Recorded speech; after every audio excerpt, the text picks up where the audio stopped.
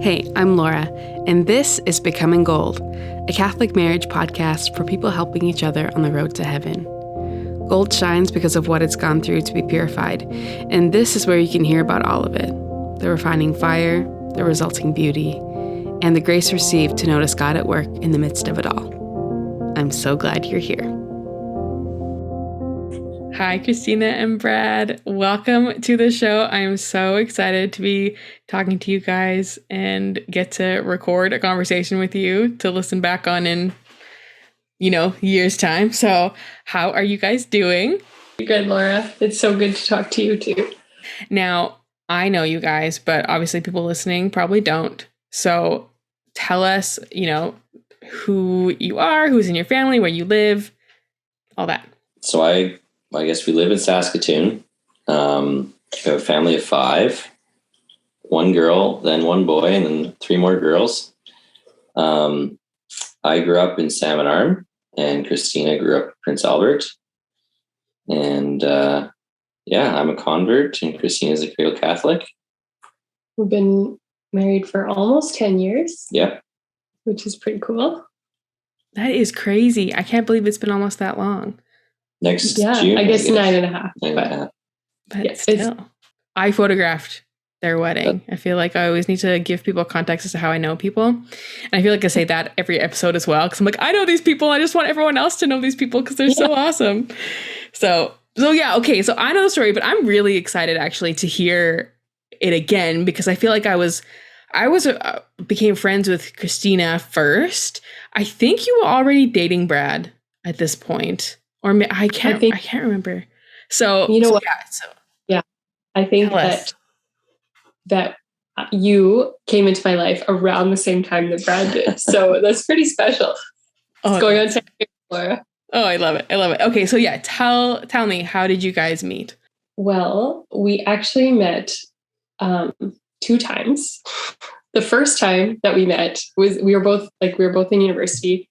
I was going to university out in BC, and so we met after a Catholic Christian outreach event, and we were both seeing different people, so we didn't really notice each other in this meeting that we were at. Well, I noticed you. Okay. But anyway, so the second time that we met was more, I guess it was God's timing was very good at that point, because we were both single and we were both actually not wanting to pursue any kind of relationship at that point.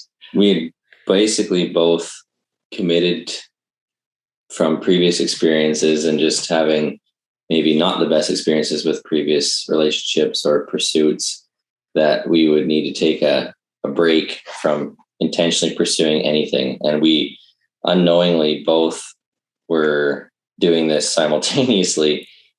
And when we met, and I guess we can talk about the occasion when we met. Yeah, sure. So we had gone to a summit, so Adoration Night with CCO, Catholic Christian Outreach. And it was afterwards, we actually were going to someone's birthday party at a restaurant, and all of the couples sat at one end of the table, and all the single people were put at the other end of the table. And I remember feeling really unhappy about that, because most all my friends were the couples. I didn't know the single people very well, so I was kind of feeling pretty left out. I wanted to sit with the people I knew, and so I was at the end of the table. But then I wasn't quite next to Christina or her other friend who was there, but there was a guy beside me, and he went to go to the washroom, and I actually took his place and started talking to Christina and her friend, and didn't let him have a seat back when he came back. He went back, he sat where I was sitting. And basically Christina, being typical to herself, she listened very well the whole evening, and I basically told my whole life story and got along famously with her very talkative friend. And basically that was how she got to know me really well. And then it was the very next weekend, even though I knew I'm not supposed to be pursuing anyone in particular, not individually. We arranged the same 4 single people, that same guy and Christina and her friend. We all 4 of us went to a pub in Langley, I think, the next weekend already. And then after that, it was like, okay, I came out to Langley every weekend after that from UBC in Vancouver to hang out at Trinity Western, where her and yourself too, were going to school. So got to know yourself and all these other people a lot more. A lot of driving. I appreciate that. Late nights on the way home after Mass at St. Nick's. So that was kind of that initial onset to getting to know Christina more. What happened between like the, okay, we're going to start hanging out, to the, okay, we're officially dating? Or was it kind of the same thing? Does she know this story? I'm curious. Maybe you'll unlock a memory I forgot I had. It's a good one. Oh, go ahead. The game thing? Yeah. Oh, well, yeah. So the whole time we were just hanging out as friends. We both of us were very aware, unknowing to each other still. Like, we hadn't talked about anything. We were just getting to become very good friends, and neither of us were trying to pursue anything past that. And yeah, even reading in my journals from that time, like, there's no mention of Brad Burt at all. So I was just like really focused on prayer and just discernment and school and just figuring out all that stuff. So was Brad. So it took a couple months of us just being friends for us to be, I don't know, should we explain that whole story? Yeah, it's worth telling. We were hanging out together and playing. We'd just gone to concert, actually, and came back, and it was quite late. Okay. So yeah, it was late, and we were playing apples to apples with some friends, and somebody played a card that said my love life. And so we all had to describe my love life, I guess. It was my card. Okay. I actually put this card up. This was my red card. Some loudmouth friend. Yeah. They'll know who they are if they're listening to this. Love them, because they made this all happen. But they said something like... No, it was complicated. Oh. Right. So I read all the green cards that came up, right? And this person... Well, actually, I don't know who put the card in. It might not have been them, but I read all the cards, and then one card said complicated. And then this particular friend said, because it was my card, something along the lines of like, Christina must know an awful lot about that. Yeah. And then this is like deadpan silence. Dead silence, because we had not talked about a thing. We were like nothing. And so I was so embarrassed, because I thought that Brad would think that I was talking about him all the time to my friends. And I don't know, what were you thinking? I was thinking, oh, this is awkward. Okay. Now my true feelings have been revealed, because I already felt this way, but it had been like, I want to stick to my plan of not doing anything for a while. And this was just like, no, forced into something now. Yeah. So then the next weekend we saw each other. Yeah. And then we had a talk, and Brad explained what had been happening the past, that he was on a fast for 6 months, and that we should really pray and discern if we're supposed to go out, that we would maybe talk about it in a few weeks, because we were both going to rise up. Right. It was literally the last weekend we'd see each other until we all would go home for Christmas. And we had already signed up for the Rise Up conference in Winnipeg, of all places, in 2009. That was winter 2009, and basically spent our week and a bit apart at home, at respective homes, and then we met in Winnipeg, and we hadn't really talked a lot, I guess. No, we were just trying to give each other time and space, and then we at Rise Up we discerned that we should try going out. Day one, like first day that evening. So we were a couple started at Rise Up Winnipeg. I love it. Oh my gosh. If CCO knew how many couples had started at their events. Oh my gosh, that's amazing. I did not know that apples to apples story. I've played apples to apples with you guys. Like that year, I think when you were dating already, I think, but I did not know that story. Oh my gosh. That's really funny. Oh my gosh. That is so great. Okay. So then you were dating. And what was that like? Because you didn't live in the same city. How did that all go down?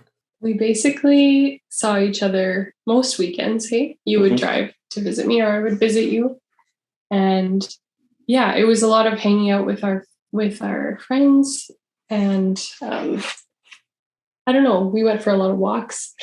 Yeah. The thing that I remember most, though, that stood out to me that was different about this relationship was that we both made it known that we wanted to ground this relationship in prayer. And so even though it was kind of awkward at first, we decided that we would end every meeting that we had with prayer together. And where we went to school, there was a little chapel there. So we would go and stand outside the chapel near the Blessed Sacrament and do our goodbye prayers there at the end of our dates. And that was really, really special to have that. Yeah, I mean, that pretty much encompasses our entire dating life, because I would be at school, UBC, she was at Trinity all week. We would be talking quite regularly on Skype or over the phone. That was our week until the weekend. And then normally I was able to stay with some of the guys in the dorm that was common to the same building or whatever. And so it was kind of cool. I got to know them a little bit too. And it was very much of, our relationship. We had some privacy, but a lot of it was also spending time with just other people and getting to know other people at Trinity. And I went to get to go to Mass together and studied together and lots. Hung out with roommates in the dorm rooms. It was a really nice time. We went the Olympics in 2010. The Winter Olympics was that next spring right away. So we went downtown Vancouver a couple of times, catch a couple of the Olympic events, watched curling. I think we watched one of the medal ceremonies. We got tickets for that. Yeah. And then we watched the gold medal game in the dorm with a bunch of the other Trinity Western students there for when Sidney Crosby scored the winning goal in overtime. So that was kind of our springtime. And then I had a summer working at Ballard down in Burnaby, and Christina was back home. So for the summer, and then she came back in the fall and I was still working there. So there was, lots of time when that was just back and forth from work, and then seeing her, and just long distance. Everything was long distance the whole time, multiple either hours or at least an hour driving, and all over Vancouver, bringing her and her roommates to summits and adoration nights, picking them up and dropping them off, and always worthwhile, definitely. Even though it was late nights for me getting home sometimes, but I've definitely had nostalgia thinking about those times for sure since, and even in somewhat recent time here, thinking about university and those times together. So it was good, but the long distance was tough, but it also made us, I think, more intentional with our time together. And like Christina said, we definitely took that time in prayer. There was a point in time, I don't know if you want me to talk about this. Yeah, sure. Where I felt I was going a spiritual direction, and I guess part of me always felt guilty. I never really discerned the priesthood or anything like that. And part of me just wanted to be fully open to whatever, even though I was dating Christina. I was like, maybe this wasn't a good idea, but part of me felt like I needed to just be open to something. And I took that with my spiritual director, and I was open with Christina about this, and she was not very pleased. But well, Well, yeah. My spiritual director was on her side.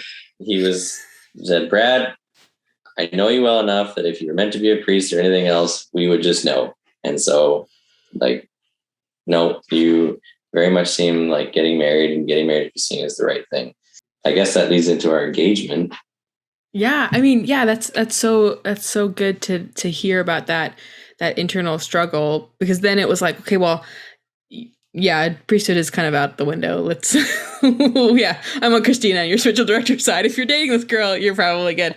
But yeah, at what point was it like, yeah, not just marriage, but marriage to Christina in particular, you knew was the vocation for you? And then in Christina, you can also answer like, when did you know? Not that it's necessarily a moment, but what led you to that decision?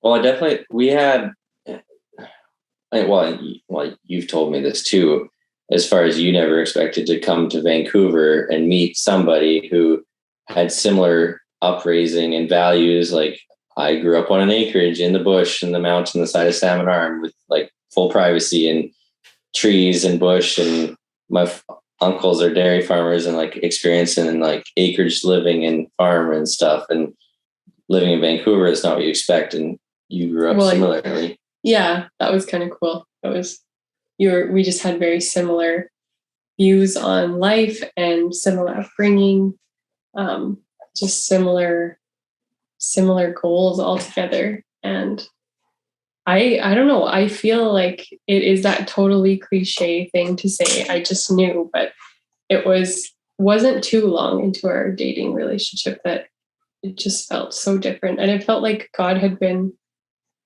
preparing us for each other all this time. And yeah, it seemed pretty obvious.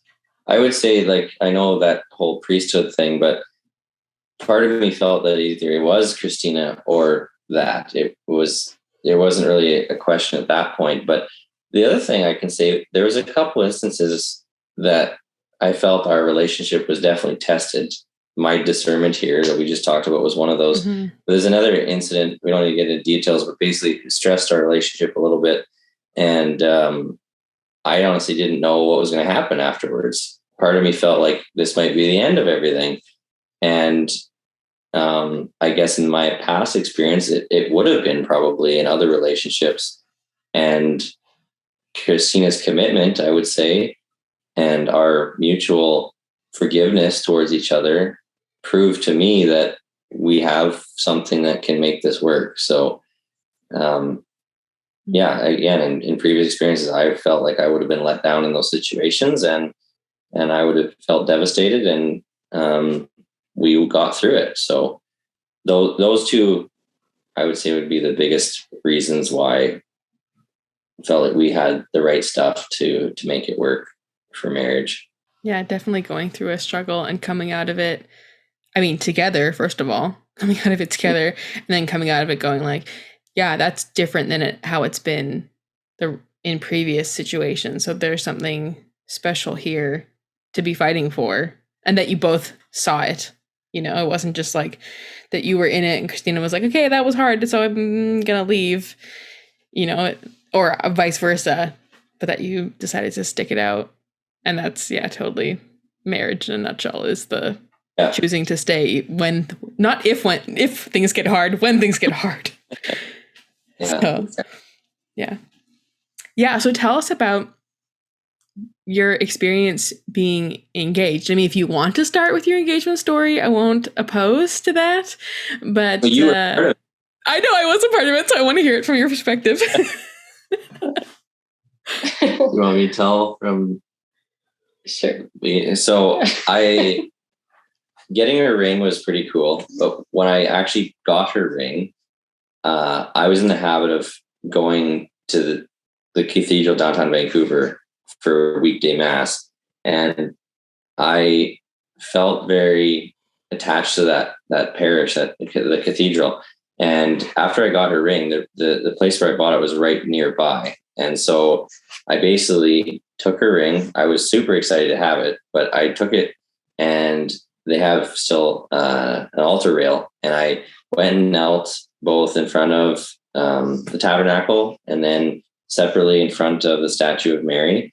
And basically, I don't even remember exactly what. I was kind of too ecstatic to actually concentrate on prayer, but I just like was offering this effort and our relationship and my future proposal, and the ring, in a sense, as far as requesting for both Jesus and Mary's intercession, and or not Jesus' intercession, but their blessing on this. And I was just proud of it. Like, this is something I'm going to do. I feel called to do it, and I feel like this is the right thing. And I think I had it for a few months in my dorm room, put away for a while. I had already purchased it and was just waiting till school was done that year. I was done university. It was my last day of exams. Well, sorry, previously I had also called her dad and asked permission, which is something I think you expressed to me was important to you at some point. And I felt like it was the right thing to do. And I knew her dad fairly well. And it was an interesting conversation because her dad doesn't get phone calls, certainly not from me very often. So when I called, and all the younger siblings are wondering what's going on, why is Brad calling dad? And pretty sure they had it all figured out. But I had a great conversation with Robert, and he was very excited. And I don't know if he expected to be called. He said certainly seemed surprised, but they came down because Christina was finishing her undergraduate as well, and they were going to come down to Vancouver. And so on the 28th of April, it was my last exam. Early in the morning, I packed everything. Everything in my dorm, everything was in my car, and I got to a church in North Van for a bit, prayed there for a while, and then met you, who I'd prepared, you, Laura, and a few other people to help, right? And maybe that's where you want to take over what you witnessed and how that went. All my friends were acting really strange that day. But I was just waiting for Brad to come and hang out and see my family and everything for my ceremonies. And that evening we went for a walk, and Brad ended up telling me, we should go by the chapel where we always pray and see, maybe we should just check the door and see if it's open, because then we could go down to the chapel and actually pray in front of the Blessed Sacrament. And I was like, the door's not going to be open. It's never open. And if it is, the alarm's going to go off and we're going to be in trouble, because that's happened before. And so anyways, we went to check the door, and it was open. Crazy. So we opened the door, and there was beautiful rose petals all the way down leading to the chapel. And when I opened the door to the chapel, there was candles everywhere and rose petals, and it was just beautiful. And so we got in there, and then you asked me to marry you. Well, what was on the altar? And you had made a little box for the ring to be in with your dad, eh? Jewelry box. Yeah. Pretty cool. I was surprised and happy. Very, very happy. Yeah, and while this is all happening, the building this chapel was in was like an old house.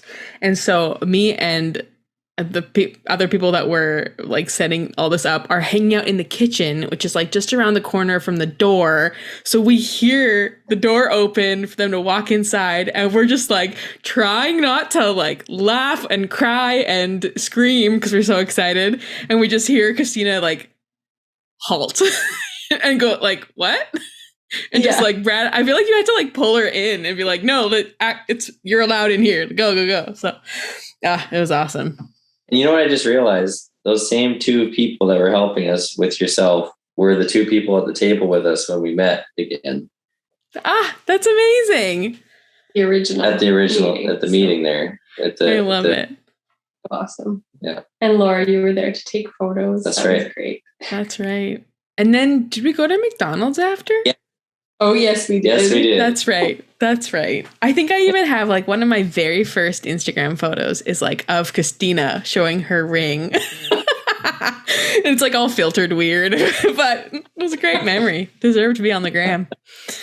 Oh my gosh, that was great. Yeah. Okay. So yeah, you got engaged, and then Christina graduated, and then you moved to Saskatchewan at that point, right? No, that was still. My car stayed packed. I drove. Christina had met my parents, but our parents had never met, and so literally us as a convoy, Christina's family, and me basically driving through back to Saskatchewan, stopped in Salmon Arm. Her parents and her younger siblings all met my parents.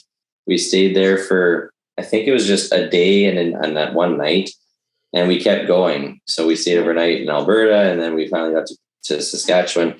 And guess what? We are still living long distance because I was in Saskatoon. I had started a job there, and she was up in Prince Albert back at home with her parents. So we were still an hour and a half, hour and 45 minutes apart. And then that whole next year that we were engaged, I had to go back to BC and finish my teaching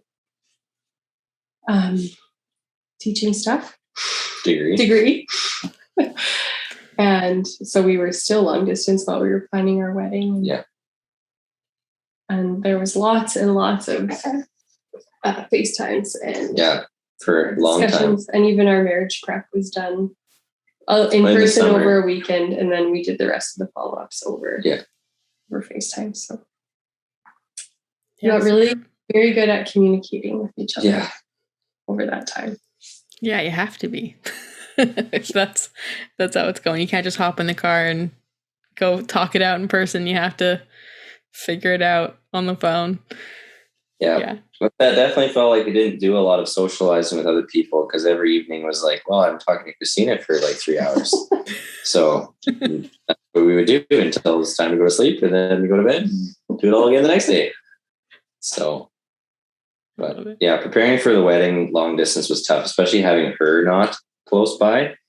And the wedding was in Prince Albert. But then I also would go to PA by myself and visit her parents and family on, I think, numerous occasions, which everyone kind of thought was a little strange, but I just got along with them pretty good. And I think she was a little jealous of that sometimes. Yes, I was. And I got to know her family a lot better. But preparing for the wedding long distance was tough. And there was definitely some last minute stresses. But it was good that you were basically back for a month before our actual wedding, and you were in PA setting up and getting last minute things prepared. Yeah, what was it? I mean, you'd been long distance this whole time. Okay, so how many years did you guys date? I'm trying to do the math. You started dating 2010, 2011. Basically, 2010. January 2010, basically, until we were engaged on April 28th, 2011. So it was a year and 4 months, 5 months. And then we were engaged for another year from April 28th until June 9th was our wedding. So a year and 2 months, not quite a month and a half. Mm-hmm. So what do you guys remember from your wedding day? This was a hard one because the day after our wedding was very different. On the way home from the wedding, some of Brad's family members got into a car accident, and a few of them passed away the day after our wedding. And we didn't know because we were on our honeymoon the next day, and we didn't find out until we got back. But honestly, it's kind of hard to think about our wedding day. It was very beautiful, and it was so I was so touched at all the people that came. It's just one of the most beautiful things to see all the people that you love in one place and just supporting us. And just people who did so many little things for our wedding. It felt like a community event and a family event, that everyone was just there for us. And that was really beautiful.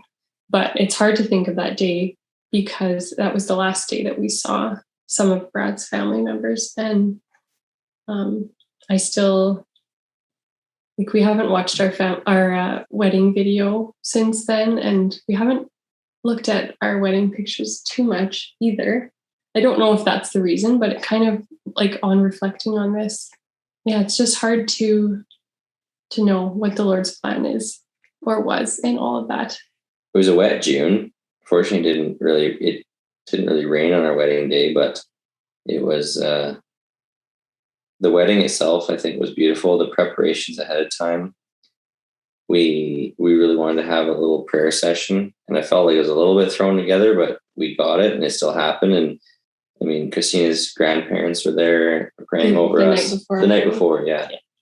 And some of our friends were there. Not everyone obviously could get there, but that was something we very much wanted, because we witnessed that at a few other weddings and felt like this was something we desired and hoped for. So that's something I distinctly remember. I also remember kind of screwing up the vows, actually, and the evidence is probably in the video, but most people didn't hear it. I knew it, and I mentioned it after to people, and no one caught it. I had to repeat myself at one point because I knew I screwed up the words, and it seemed like no one ever noticed that I did this. But it was something that was obvious to me. And of course, I've got a broken finger, so Christina had to clip my ring on too, which is a little unique. For my broken ring finger, I have a special hinged ring. And Father George came from Salmon, my parish priest, and we were in Prince Albert, so in the cathedral. It was a very beautiful church.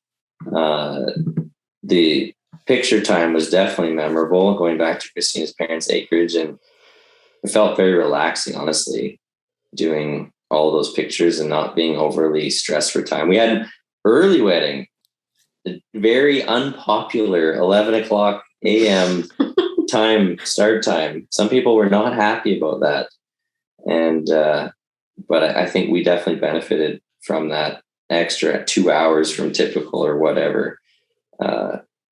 And the photo time was much more relaxed, and we could get to the reception, and the reception was wonderful. And I guess I do have one memory of my one uncle that passed away he came up to me. There was a game that was being played, and he came up to the head table, and basically there was this thing that the MCs came up with to build a little thing out of toothpicks and popsicle sticks or something, and about building a swing set for the future Burt kids, or getting creative. And my uncle came and said, basically took the bag of incomplete, just disassembled all the pieces, and said, "You're an engineer, you can figure it out. You can do it yourself," or something. And I thought that was pretty clever. And that was like my last interaction with him. And I was just impressed with his creativity in that. And then my brother's speech was short and concise, but it was one of the best speeches I've heard in a long time. I think we listened to that. We rewatched that since, just his speech alone. And was and the other speeches too, actually. Did we listen to all of them? I distinctly remember his, but his was short and concise and really well done. He's very clever in some of the things he said, so definitely appreciated it.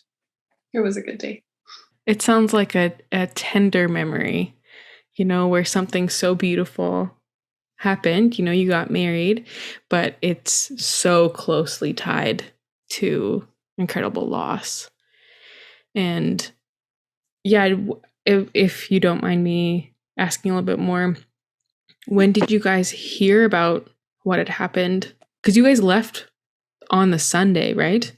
Or you guys had gone back to Saskatoon that night from PA. I remember that. So yeah, we flew out fairly early on the Sunday morning, and we had to leave.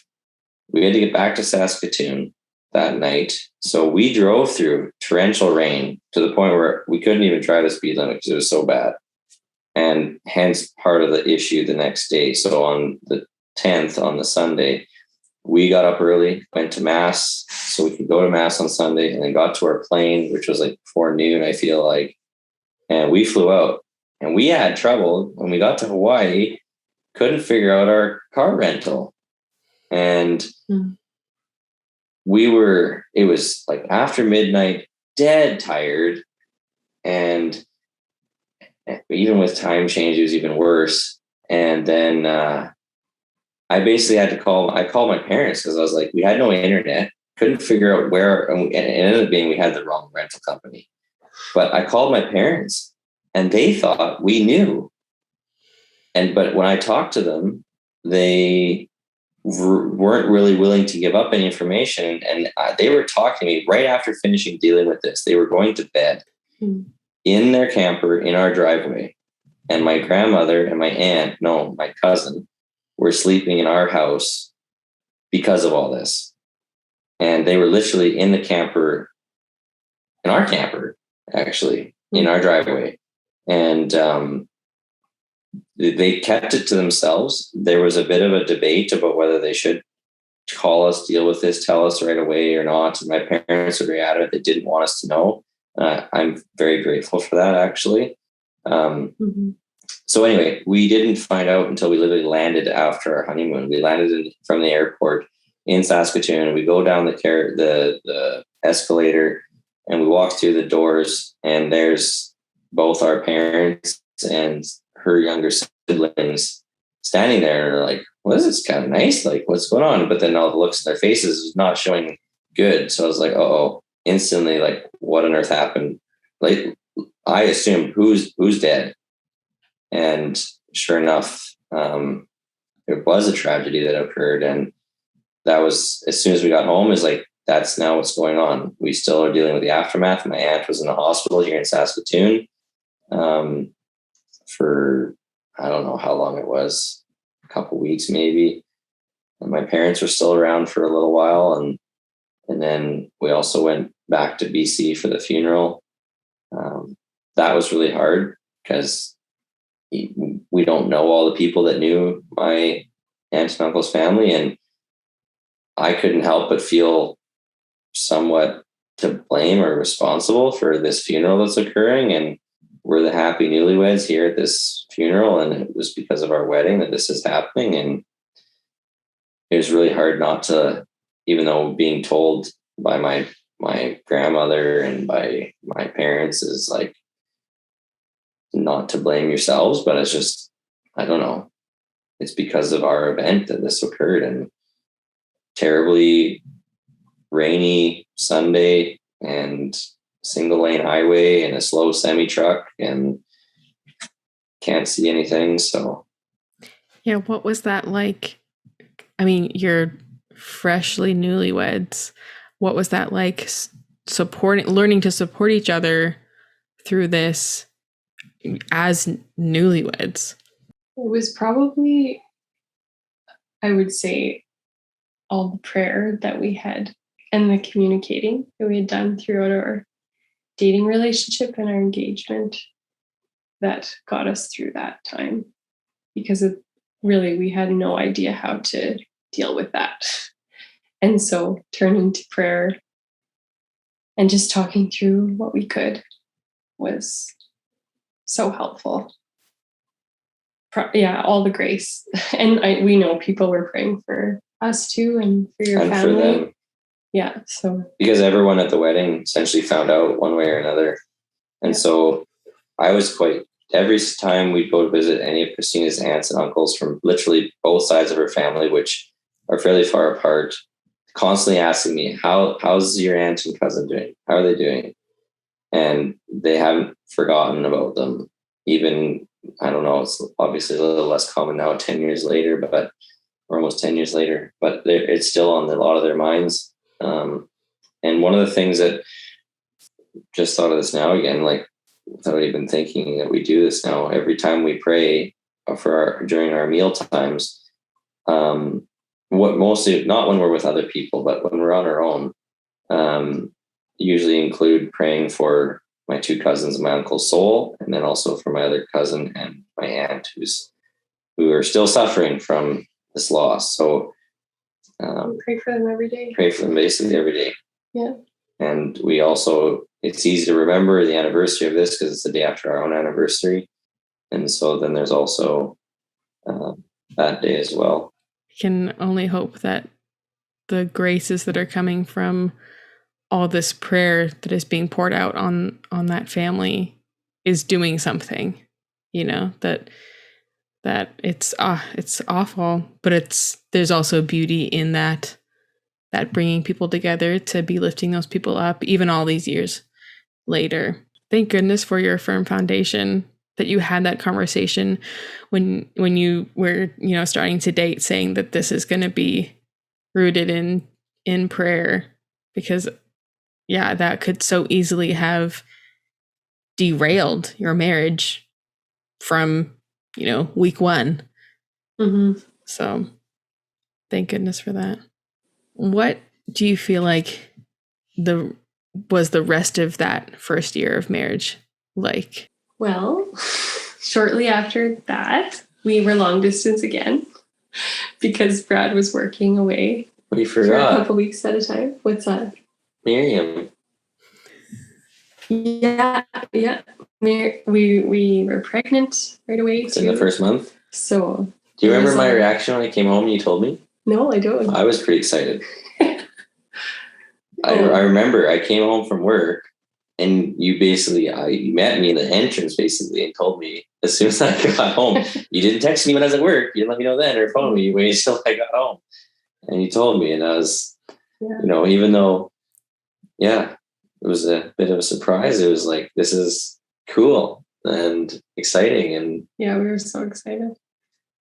It's such a blessing. And so our first year was kind of learning how to deal with all that sickness and hormone changes. And not being long distance anymore. Yeah. Well, no, we were living under the same roof. Well, yes. When you were home, we were learning how to live together. And it was also interesting to move back to my home area. There was a lot of friends that I had growing up, and they were kind of, it had been 5 years since I lived here. So we were kind of trying to reconnect with our community too, and building, going to mass, going to daily mass when we could, and just connecting with all the families that were around this area. Yeah, we did have to do some long distance, so that was not thought to be part of my occupation. Yeah, that was a funny surprise. First trimester. We knew that God had been preparing us for that too. Lots of communicating. More Skype dates in the evenings. Yeah. Yeah, funny how your dating and engaged life was mirrored in your married life as well. So go ahead. I was just going to say, and you were teaching too. You were doing substitute teaching for, waking up early while trying not to be sick and looking at the computer and trying to apply to get a job that morning and didn't know where you're going. And you were taking kids snowshoeing when you're like 7 or 8 months pregnant. That was gosh. I think. Yeah. Lots of good stories from that time. Yeah. That was the best one. 8 months pregnant, not knowing. And I showed up at the school and they said, guess what? You're taking 30 grade 7 snowshoe today. So, yeah. No wonder that teacher was sick. So it's so interesting to look back on what life was like back then, because life is obviously very different for you guys now. So, I mean, what has your journey through marriage been like since that first year? It's been a little bit crazy too, in a good way. We've had a few adventures. The biggest thing being that because we had both grown up on an acreage, we really, really desired that for our family. So in the first couple of years of our marriage, we were looking for some land to buy.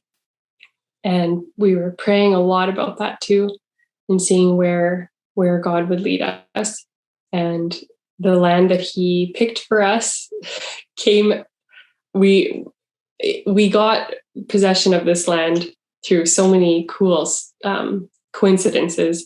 And we had our possession date was our anniversary, our second anniversary for this land. And so the next year we planted 1,500 trees on the land. And then the next year after that, we packed up our little house and moved out to our acreage in a camper and lived in our camper for 6 months. Well, more than 6 months, but anyway. Yeah, probably about 6 or 7 months. Brad's parents moved out here in their camper as well and lived with us and helped us build our house You're forgetting a key part. I was pregnant with our third baby during that time too. And we actually had her before the house was finished, and it was snowing out and we were still living in the camper. And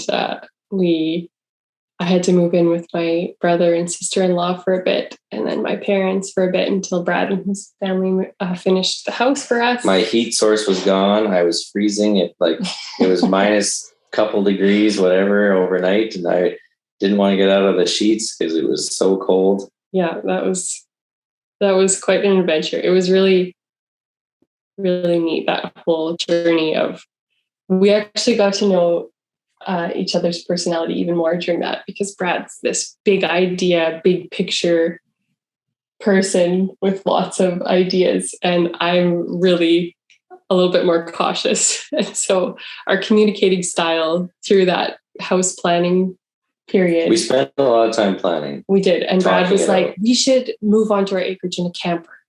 And I was just terrified because I had no idea what that would look like. And when he says something, I think that that's happening like right now. And I was really scared. But anyways, we worked through that and figured out a plan for all that. And yeah, it was really beautiful to see even then all the people that came out of the woodwork to help us, and just our family and all the meals that people brought and helping with random things and shingling and all that stuff. And so this house that we built together really feels like, I don't know, just it feels like one of our extra kids. Feels like I don't know.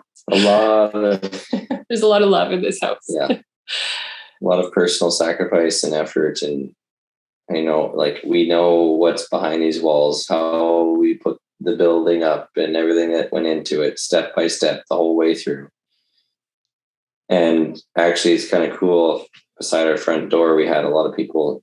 Her brother, I think, started it, writing the names of all the people who helped and the year they were born. I don't know why that was put there, but anyway, but all these names, and then it's been drywalled over, but it's on the foam of the ICF wall right there, written in Sharpie.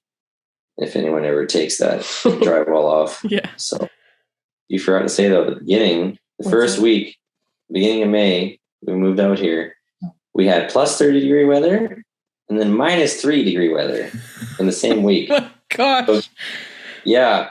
She had heat stress or something. I'm confident of it. The first couple days we were here, kids were not doing too good. She was really ill, and it was her first trimester already, or second trimester maybe by then. And she wasn't doing well. And then we hit minus 3 the same week or the next week or something. And it's just like, oh my goodness, what is going on? Why did we do this? But we got it figured out. The rest of the summer was pretty good. The kids, you know what, actually my biggest concern is the safety of the 2 kids, because Oliver was just learning to walk. Miriam is 3. Oliver's 1.5 years. Miriam is talking like crazy, but they can wander off anywhere. You got open holes, you got rebar sticking out of things. And, that was, I was constantly aware of it. And I honestly feel like our guardian angels and their guardian angels prevented even the near occasion of anything. Nothing even scary happened to any of them the entire time. And there could have been so many opportunities.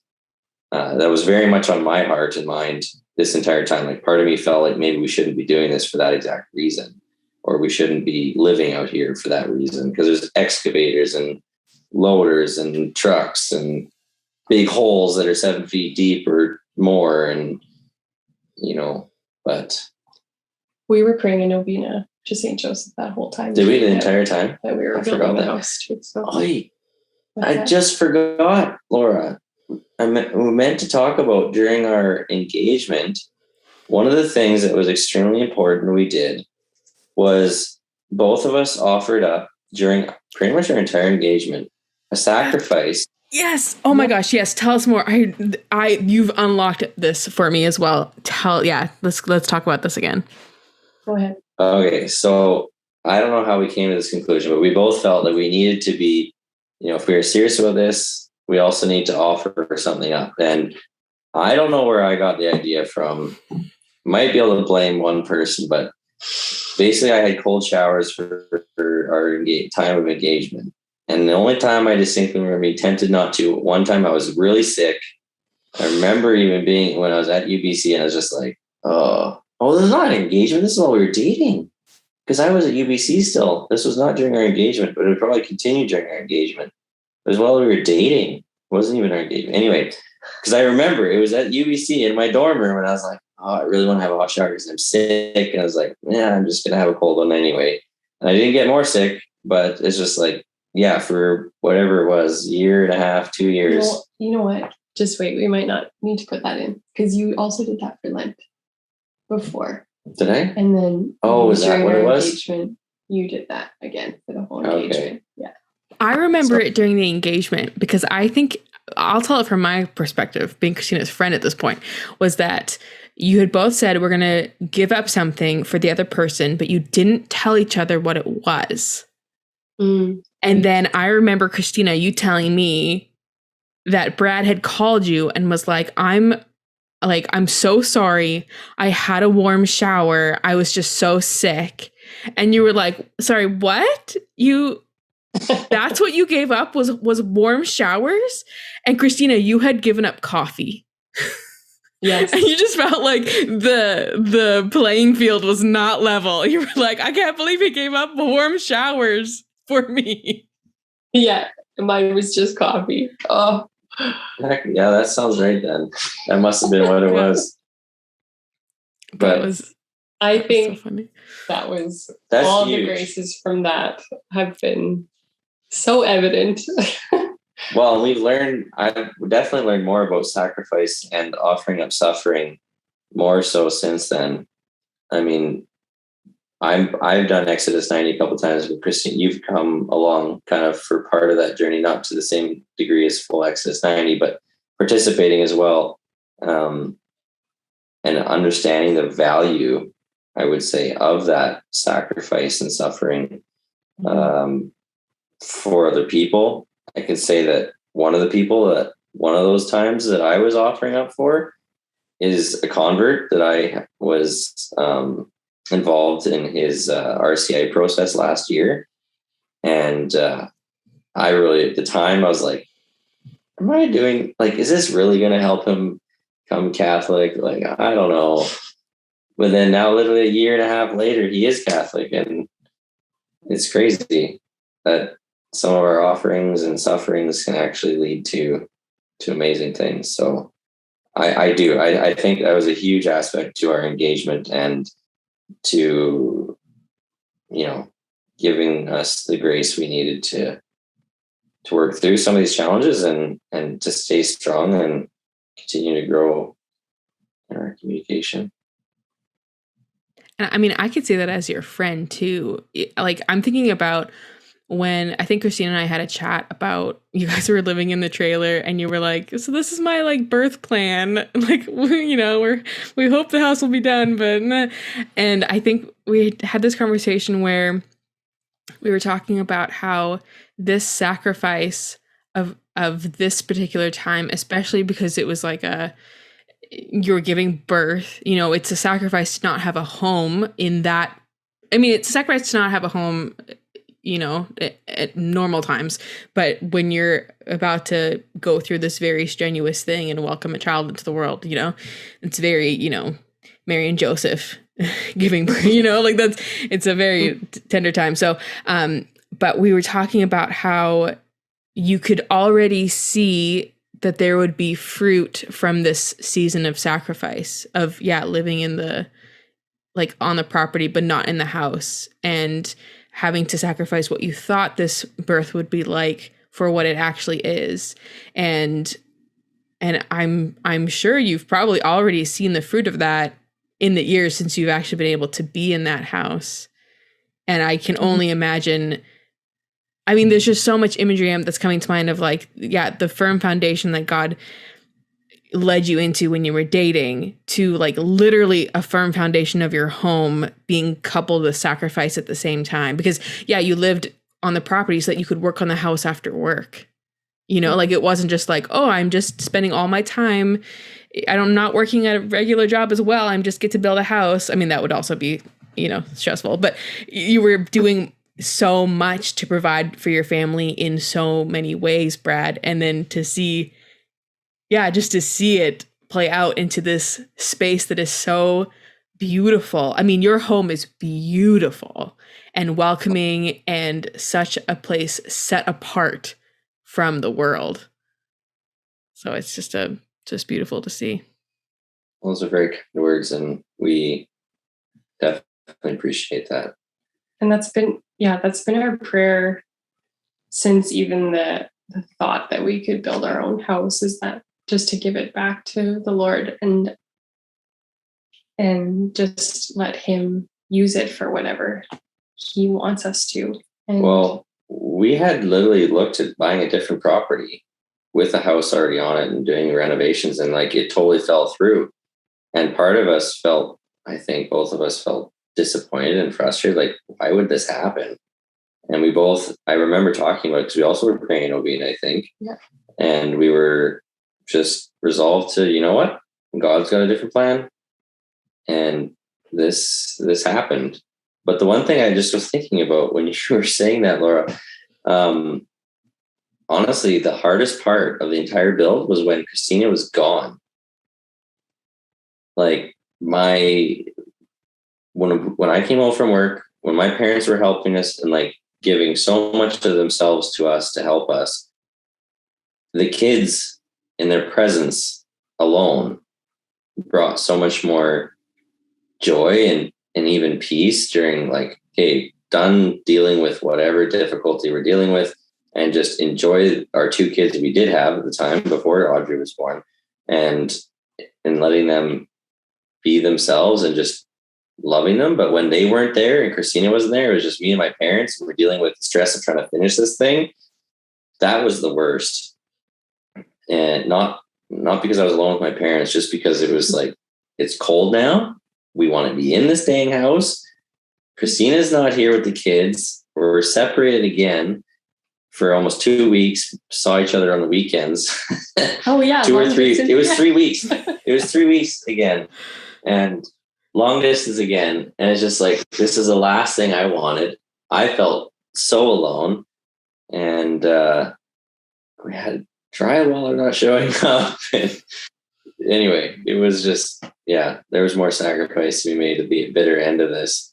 But we have a beautiful photo of when the day my parents left, of Christina holding the new baby and Oliver and Miriam and my parents and us, standing in the driveway at the picture of our house behind us. And it was a team effort, and it was a beautiful departure for them to go back to Salmon Arm and us to keep moving on here and start a proper life in the house, not in the trailer. Your relationship sounds like it's been very community focused from the beginning. I mean, you got to know each other around people. The preparation for your wedding involved so many people. The time after was so knit in community, is in dealing with the loss as well. Building the house took it was like a regular barn raising. Just all the people came together to make it happen. So that's so beautiful that your relationship has been, built in community and built by community. That's definitely a good observation. So how do you feel like you have changed as maybe as a person, an individual, and as a couple, since you guys met until now? I definitely have become a better communicator. Brad has helped me along that a lot over the years, which I consider that a great gift. And another thing about just being married, and something that I've been pondering over the last few years, I guess, is that the roughest parts of our marriage so far, I think, have been, or at least what I've observed, is that when I don't trust in Brad's love for me, that I let all kinds of other lies and just attacks come to me and get me down and affect our communication and our prayer and the way I perceive myself, the way I perceive Brad. It all stems from the times when I don't trust him, that he loves me. And I feel like it's the same in my spiritual life when I don't trust in God's love for me, in the Lord's love for me, that the same kind of things can come and attack this beautiful, like my faith and our marriage. So yeah, I feel like something that I've grown in a lot is trying to trust the Lord more, but also trusting in Brad's love for me and just believing that in your faithfulness, Brad. Yeah, I've not been short on trying to communicate that, especially when it's necessary. There's times when I'm not aware of what's going on internally for her. And there's been plenty of times when we talk through these situations and making reassurances that the difficult part maybe for me is I'm fairly consistent, not necessarily emotionally, but consistent in my dedications to things and commitments. And I guess I have a hard time accepting when someone doesn't trust me in that too. But I can say that in the beginning, it was a communication in general was not weak because we clearly had to practice at it, but it's not exactly Christina's strong point. And so I also had to learn some patience in that, in her ability to learn to communicate, because I'm also a fairly impatient person in general, I would say. And that was something that I feel very proud of as a couple, that we've grown immensely in our communication. And I feel that's something that we have a very effective communication between us. We've very rarely have had, well, we disagree obviously sometimes, but it's like very rarely do we actually have a blown up argument of anything. It's usually a constructive discussion, work through it together, make sure we're a team when it comes to the kids. And Christina does a fantastic job of challenging me to be intentional and consistent, and to also, especially when dealing with the kids and they're not necessarily behaving the way we would like to, trying to make sure we're disciplining or responding in a way that's not going to, bring them away from God or push them away from ourselves, but bringing them closer to God and bringing them closer to ourselves, and proving to them or making sure they're reassured in our love for them. And it's always an immense challenge, especially I think for someone like me who has, I think, high expectations for people around. I have high expectations for people around me, and kind of expect perfection, which is not fair of young children. If you try to raise them, you realize that pretty quickly. And I think I've just become more tender in a lot of my dealings with both Christina and the kids. I don't remember examples, but I feel like when our first year of marriage, I just could describe myself as maybe being abrasive, like I don't know, a saw blade is what it comes to mind. But over time, I feel like I've been dulled down in that, and I've learned to be, I don't know, much more, I don't want to say soft or anything like that, but it's just like more understanding and more patient in dealing with maybe things that don't make sense, emotional outbursts or emotional responses that I have a hard time understanding sometimes. So, and it's an ongoing process, obviously. doesn't ever end. Continue to grow to learn more about each other and our own kids. Like each one of them is totally different, even though they all look kind of similar. They have such different personalities, and it's been really helpful to get to know them in a way that some of them are like me, some of them are like Christina, and some of them are very much in between, maybe like one of our siblings. And intentionally recognizing that they should need to be raised differently, and you get one size fits all does not work for human beings, and in the way in which you treat them or discipline them or whatever, interact with them and love them. So I think that's been to a certain degree subconscious too. I don't know how much of this has been a conscious thing for me anyway. I think Christina is much more conscious about. For me, I feel I operate in a more subconscious way in these things, and a lot of the time I follow Christina's really good lead on what's next. Or she'll point out that one of the kids in particular is, needs some certain type of attention or a need they might have. And I needed to be told that because I'm not with them all day. I'm going to work, and she's able to homeschool them and interacts with them constantly and is picking up on these things with them where I don't necessarily get all those opportunities like she does. So she's coaching me along too and helping me to understand our own kids. And it's kind of happening organically, I think, too, through their experiences with us. And that's so beautiful that the things that you guys have grown in over these, this last decade of time together are so you are partners. You're on the same team in Christina, you've grown in communication, which is exactly what Brad was just describing about. You need to be able to tell him what you're seeing in your family and not just keep it inside, because he needs to know. But Brad, you're also learning to receive that information and then tailor your response to everyone in your family individually based on what Christina has told you, and you're learning to tailor it.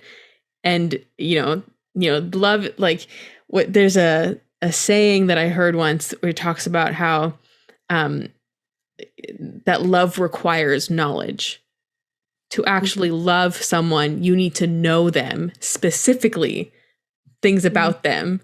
Otherwise, they're not going to feel loved in the way that they need. So to see that your giftings and the things that aren't necessarily your strong suits are like, not catching up's maybe not the right word, but that those weaknesses are becoming stronger because of each other and how your life is playing out. So that's really cool. Yeah. It's not always done perfectly, but it's a work in progress always. Right? But. Yeah. And that's life, that it's going to keep, God willing, it will keep getting better. And if you're people like I know you are to be, that your commitment to making it be better every day is obviously there. You're not going to let each other backslide into a bad habit. You're going to be pulling out the best in each other every moment of every day, even when it's difficult. Actually, that's one thing I do appreciate. And I feel bad sometimes, but I do, even though sometimes it's hard to hear, the reminder when maybe I respond in a poor way, a gentle reminder, I find, even though maybe I don't respond immediately in the right way to receive that feedback, I've always appreciated it. And I'm glad that Christina feels like she can remind me that maybe I didn't respond the best. And I sometimes give that feedback back to her, and I don't like doing it. It's not easy to do, but at the same time, I trust that I need to do it to make sure she's aware, but then also I need to just trust that both of us can accept this and try harder next time to learn and grow from those things too. Mm-hmm. Well, thank you guys so much for sharing all of that. It has been such a great conversation. I have been reminiscing as you've been sharing these things too, so that's been great for me. And I know that this conversation will be fruitful for anyone listening to it. So thanks so much for being on the show. Thank you for having us, Laura. It was a lot of fun. Thank you.